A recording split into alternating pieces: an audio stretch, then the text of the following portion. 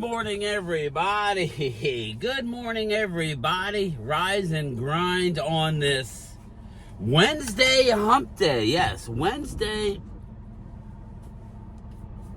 I need to shave. Hump day. Good morning, everybody. Rise and grind. Hope everybody's doing okay. Hope everybody had a good Taco Tuesday. I hope everything's processing nicely if you did have tacos. But good morning. Big show tonight. Make sure you check it out tonight. Ooh, I need the glasses. Today. Vinny Hagen, you know I need them. You know I'm breaking them out. But good morning, everybody. A very, very interesting yet focused yet good first day of training camp. Pads are not on yet. Some of the things that we've learned, first and foremost, Brian Schottenheimer. Shawty. George Pickens had some great things to say about said Brian Schottenheimer. Again, he's getting a lot of praise. I know with all the people, the not Cowboy fans, even some Cowboy fans who were holding their breath saying they got a bad coach, a cheap coach, handpicked. I don't know. But everything I am hearing is music to my ears. Competition every day. Every day is a competition. That's a beautiful thing. George Pickens had a few things to say about said Brian Schottenheimer. How would you describe Brian Schottenheimer and just the energy that he's brought and just what his vibe has been like for you? It's been great. He's probably one of the best coaches I've ever had around. Definitely, besides like Kirby Smart and a lot of other legend coaches that I played for.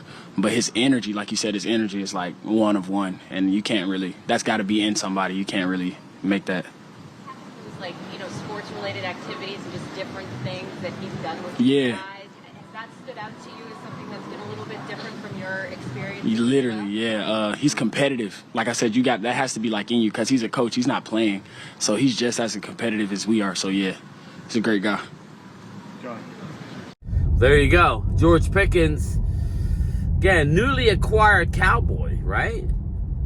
He played under the unbelievable Mike Tomlin, long tenured. Everybody, the sun rises and sets under Mike Tomlin, right? I won one Super Bowl, right? Whatever. The fans of Pittsburgh are with George Pickens, but I move forward. Just some of the other things that I saw yesterday that stood out. And I'm not going to I would just say, do not get caught up in numbers, like quarterback interceptions. And remember a couple years ago, Jalen Hurts completed, 250 straight passes without a incompletion, and then that was the year that they lost like 6 or 7 in a row down the stretch to choke up the division.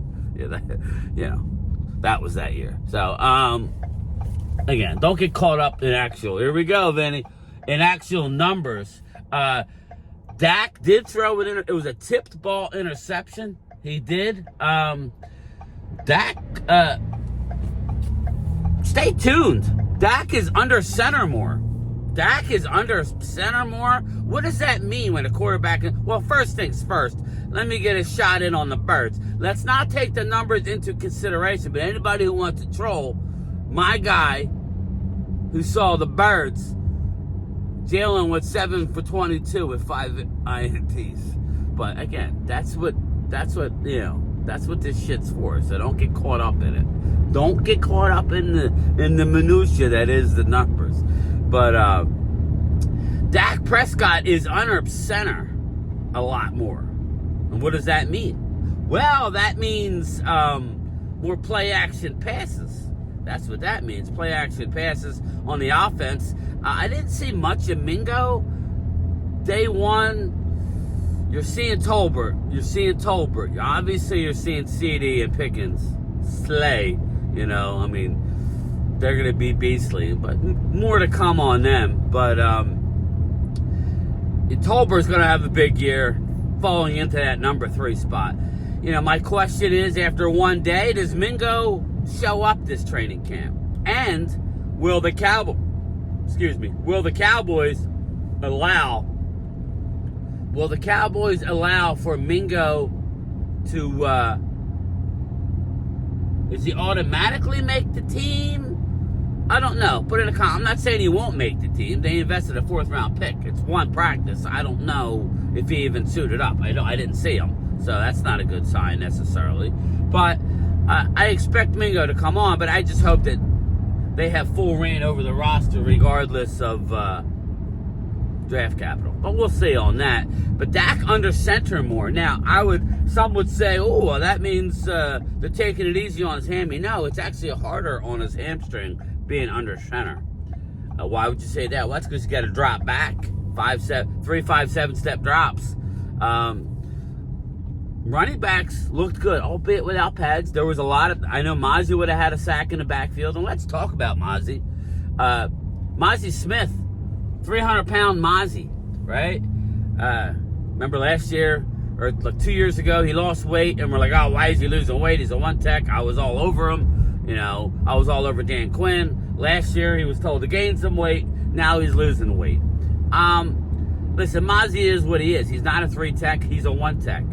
Eberflus likes his guys more on the lines of Dan Quinn, where he wants to be more interchangeable. But that's not to say they don't have some beef on that line. Jay Toia was there. It's kind of hard to see without pads what he's going to be. But I want to bring up a couple guys that really 3 guys in particular, day one, that you could really see that's going to make a difference on this team. Obviously, they have to stay healthy. Peyton Turner, number 98. Peyton Turner was all over the line. Big boy. Again, you could tell the size. He may not be 340. He's over, you know, he's a big boy. Peyton Turner was active. Another guy who prime time is not very high on, number 99, Perrion Winfrey. I think he's a player. After one day, that's all we could go by. Body of work, Oklahoma boy. Perrion Winfrey, he's the one that had the tipped ball that Dak Prescott had the interception.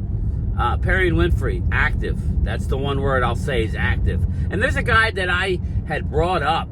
I brought him up the other day.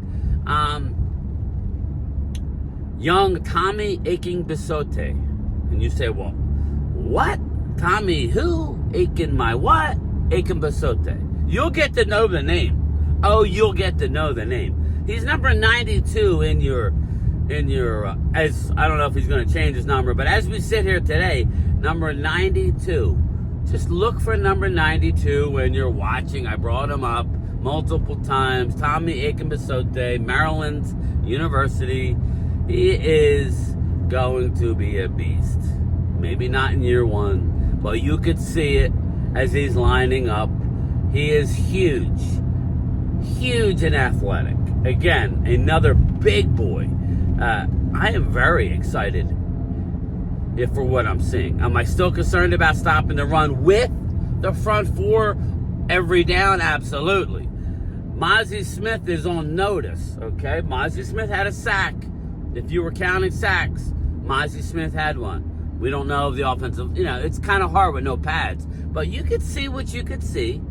First day at camp, bright spots. And we'll call it bright spots. And then if they tail off, we will call that as well. Tommy Aking-Bisote, yes, sir. Yes. Keep it going. He's going to be an impact player. Just remember that name, trolls. Just remember the name. Remember the name. Oh, and another guy, Donovan Easy Ezeraku, already scrapping. They had him lined up in the wide 9. All my Birds fans know exactly what the wide 9 is. Wide 9, you go way out, and he was tough to block one-on-one all the way out. Didn't matter who was against him. Tommy easy as Araco, Williamstown's own, 10 minutes from me. It was a good first practice. He was scrapping, a little fisticuffs, no pads. They did have to pull Sam Williams off of the field because without pads, you're not supposed to, for multiple reasons. Most importantly, non-padded practices, you're not supposed to be going to the ground, and you could get fines and stuff. He knocked not one but 2 players to the ground. So Sam Williams has a chip on his shoulder already. Yes, he does. Sam Williams knocked the running backs D in the dirt. And I think it was a tight end or something, Hunter Lepke or H-back. He's a little too rough. So, but they are talking physical football. And what am I? I'm stuck behind a school bus. I left early. Oh, here we go. Come on now. This school bus is on Route 54. It's got to stop already. Come on. Get the kids on. Is it not summertime? Summer school. Maybe your kids should have made... This is why your kids need to go to school, so you don't hold up the mailman trying to get to work here. Come on now. But anyways, those are some of the bright spots. Again, Diggs working on the side, says he fully expects to enter a training camp at some point. He feels disappointed about the de-escalation in his salary, and that's only because that was in his contract. Sorry. Show up, bro. I mean, listen, I hope you're healthy. And he said he'll be fine. He hopes to make it up and then some in incentives. So there you go. Everybody wants to talk their shit about Trayvon Diggs. Okay. He's playing for incentives too. Come on. Like, what's going on here? This is ridiculous. Now, obviously, there's an accident up here. I'm getting hot, people. Running hot, running cold. We're moving like a... come on, man. I hope everybody's okay, though, first and foremost. Come on. I see lights up there. This is ridiculous. Anyway, they're letting that road out, so here we go. We're moving. All right, so listen, those are just some of the highlights. George Pickens, I just can't wait to see the pads come on. He is way... Oh, hold that thought. Are we moving? We gotta move.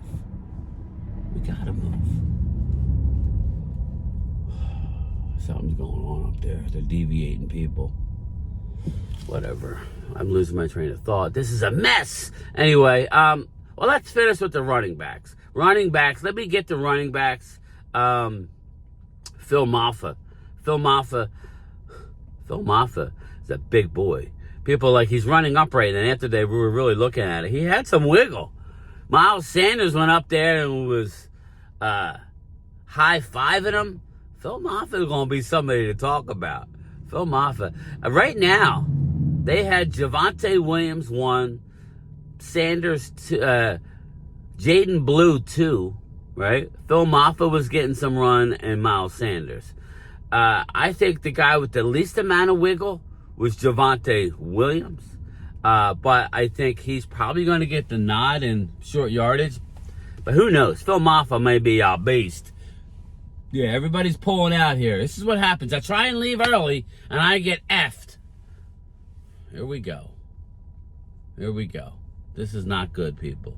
I can't turn around either. So, whatever. This is absolute bull junk. This is some jive turkey BS. But anyway, Phil Maffa looked real good. Jaden Blue, you could see the electricness. They are indeed moving to a more of a different blocking scheme. They're creating lanes. Yes, they are. The cutback lane. Beware of the cutback lane. If you're a linebacker against against the Cowboys this year, do not over pursue. Miles Sanders looked like he had some juice, but they won. They won without pads. Let's keep it honest, but you have to still work at a high. Dallas is working at a high speed right now. They're going hard as much as they can without pads on. Jadon Blue looked like he was in position to pick up the blocks. His footwork was good. He did not look like the lazy or didn't put the work in type of guy. Jadon Blue looked like every bit, the part. This sucks because I left early to get here early to get a good parking spot only to be screwed. So this ain't good. This is not good. It should be there already. It sucks. Absolutely sucks. But that being said, let's not get caught up with too much right now. Don't get caught up with the numbers. It's early on. But I will say this. George Pickens was talking about him and CD, and maybe he's only a one route guy here. I want to let you hear it. You talk about a lot of people typecast you as a contested catch guy, down the field guy. You talk about your route tree and everything you can do. Are you excited to expand that and do more than just be a deep ball guy? Yeah, I'm definitely excited to run better plays for sure. Yeah. Sam? Do you feel like you and CD can be one of the top wide receiver duos in the NFL? Oh yeah, for sure. Why? Just different type of styles of play. Like a lot of people over the years got different type of styles of play, but CD's a certain type of guy, then I'm a certain type of guy. So when you mesh that together, it's like Mario Bros. You see what I mean? So like we definitely could do something special. I'm loving what I'm hearing. Super Mario Bros. I love it. Super Mario Bros. That could be a name that we could go with. Super Mario Bros. Maybe we can get a Smash Bros. With K9. I wonder what a Kelly K9 would think that Murray's nickname is K9. Oh man, Brian's just, it's shot he calls him K9. Looks like there's an 18-wheeler that's broke down here. That's what it looks like, but I don't know. I'm a little concerned because they are doing road construction. So, I don't know. But anyway, let's fast forward to tonight. I'm excited about tonight. We have our NFC East clash. Obviously, it's going to be Randy McIntyre representing the Cowboys. It's going to be Eagles Drew representing the Birds. It's going to be Momo representing Washington. And it's going to be, wow, holy shnikey, let me get this. That's not good, everybody.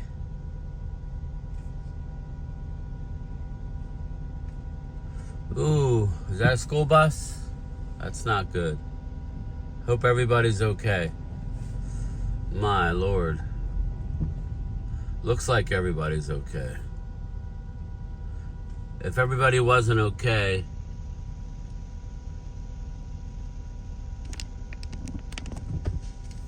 looks like the horn is stuck on.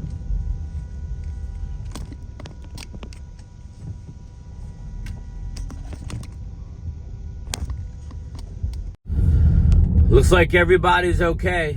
Looks like everybody is okay. So that's a good thing. That is a good thing. We're gonna cut through.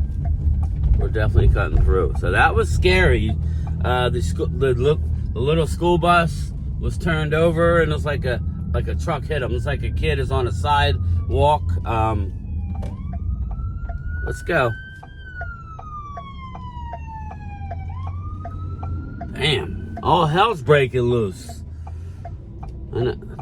Well, everybody looks okay. So that was not good. not good. We were able to go around. But anyway, circling back. Momo's representing the Washington Commanders. So, again, Momo, get ready. And of course, cat's out of the bag.